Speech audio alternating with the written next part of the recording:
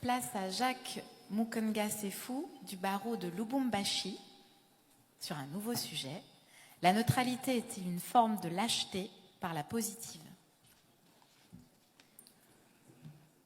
Mesdames, Mesdemoiselles et Messieurs, la neutralité est-elle une forme de lâcheté? Sans blague, ce sujet n'est pas une blague. Car c'est du procès de la neutralité qu'il s'agit, procès ardu s'il en est. Aussi, il me semble que cette audience eût dû se tenir ailleurs, plutôt qu'à Lausanne, ici, sur le territoire suisse. Cette Suisse altière qui aura fait de sa neutralité bicentenaire une religion d'État. Il y aurait tout lieu d'ordonner le renvoi de juridiction pour cause de sûreté publique. Mais passons.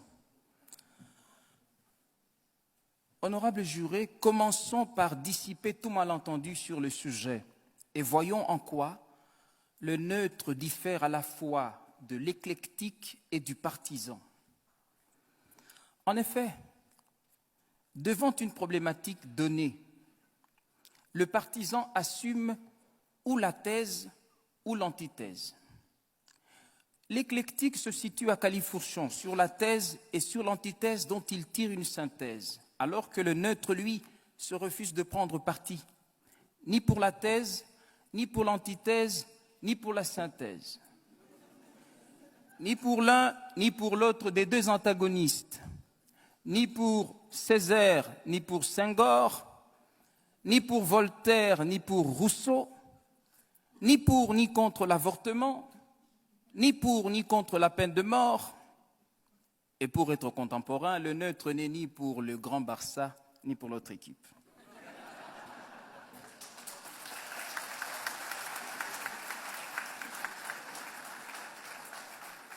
Je sais, oui, je sais. On nous a vanté 1000 vertus de la neutralité. On a répandu que la neutralité serait la sagesse de la prudence ou la prudence de la sagesse, que la neutralité préserverait de la vengeance, de l'affrontement, qu'elle garantirait la paix républicaine. On a même soutenu que la neutralité serait gage de crédibilité. Mais non, ce n'est là qu'une péroraison tonitruante. À dire vrai, Dieu sait que toute neutralité cache une lâcheté qui a honte à s'avouer. La neutralité, c'est de la lâcheté. Est-il besoin de le prouver? En fait, vous le savez bien autant que moi, la raison humaine est jugement et le cœur humain est parti pris. Il en résulte qu'aussitôt qu'éclairé par les données d'un débat ou d'un conflit humain, on ne peut pas ne pas prendre parti. La neutralité donc, si tant est qu'il soit possible d'être neutre, la neutralité, dis-je, n'est qu'une posture d'imposteur, adoptée pour le besoin de la cause ou pour la cause du besoin. Un leurre, une ruse. Et Pierre Billon a eu tant raison d'affirmer que la neutralité est une chose qu'on trouve dans les discours, pas dans le cœur des gens.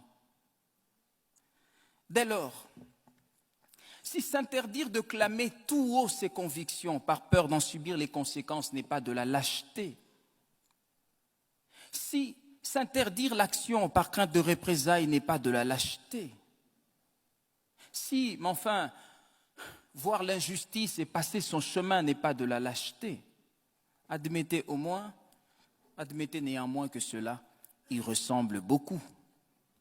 Non, jamais, jamais. La neutralité n'est pas une vertu. Des individus aux États, elle reste une veulerie. Et quoi? Un ami qui a fait vœu de ne jamais prendre parti pour personne. Non, merci. Et en quoi serait-il donc mon ami, lui qui ne porterait pas sa part de mon malheur? Que la neutralité nous préserve du chaos de l'affrontement. Oui, j'entends bien. Autant heureusement qu'elle permette à l'injustice de prospérer. Voir la Shoah, l'apartheid, la ségrégation raciale, la xénophobie, l'esclavage sexuel, des avocats emprisonnés, Des millions de morts et des viols à l'est du Congo, mon pays, la République très très démocratique du Congo.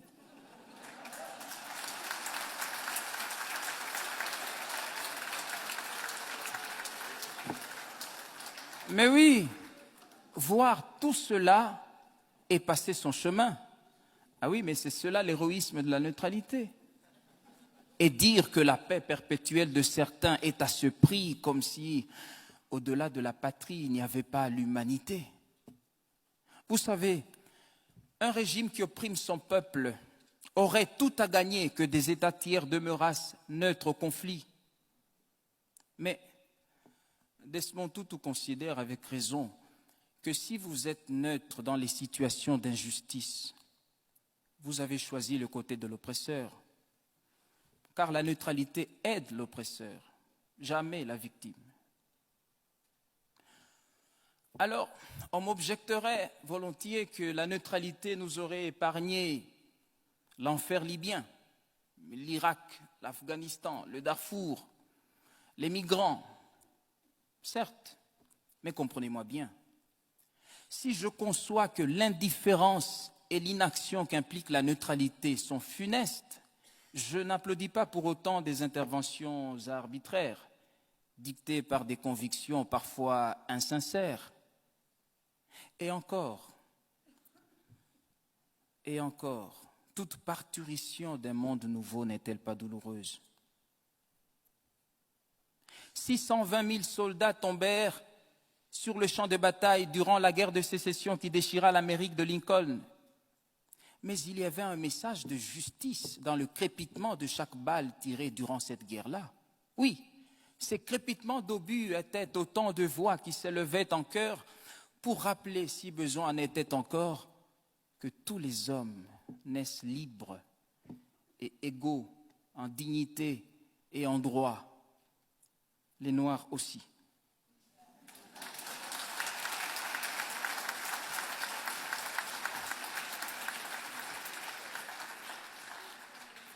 La neutralité, c'est un leurre. Tenez, le géant d'Asie a promis d'être de toute neutralité, sapristi. Une aubaine pour les roitelets du Gondwana qui jubilent et rendent grâce aux descendants de Mao d'avoir des droits de l'homme une vision aussi grande que leur taille.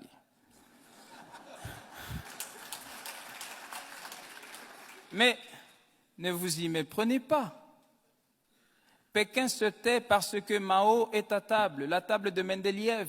Et en Afrique, lui dit-on, il est impoli de parler quand on mange et mal poli de jaser la bouche pleine.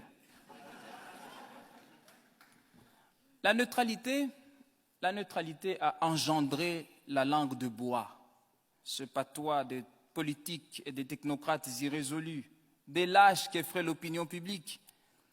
Ils disent aux uns, vous avez raison, et aux autres, vous n'avez pas tort.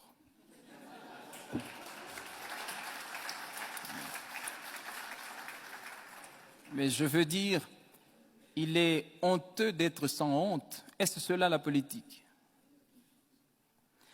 Voilà, mesdames et messieurs, il ne me reste plus rien à prouver. Oh, que si. Vous rappelez que Dieu même a en horreur la neutralité. Ainsi, parce que tu es tiède et que tu n'es ni froid ni bouillant, je te vomirai, déclare-t-il.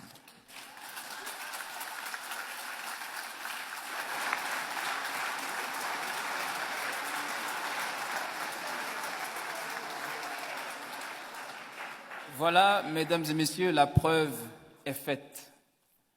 Maintenant, laissez-moi vous dire que j'ai un rêve. Moi aussi, bien sûr, n'ayant pas le monopole du sommeil, Martin Luther King ne peut avoir celui du rêve. J'ai fait un rêve, et mon rêve le voici.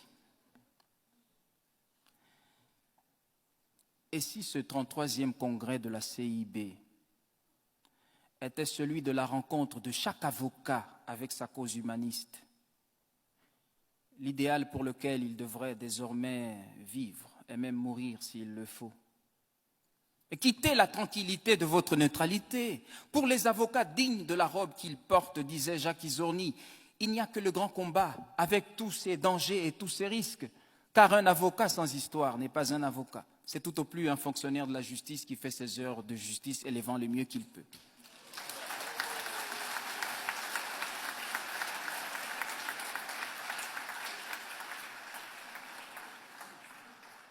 Quittez le confort de votre neutralité et descendez dans l'arène, vous mêlez des choses qui ne vous regardent pas.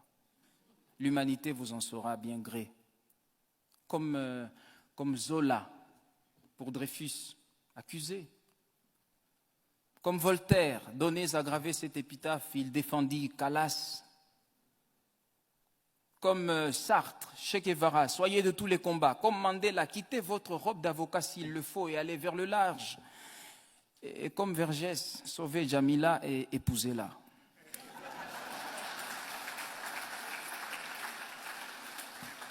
Indignez-vous, engagez-vous, car celui qui n'est pas dégoûté par ce qui est dégoûtant est encore plus dégoûtant que ceux qui ne le dégoûtent pas.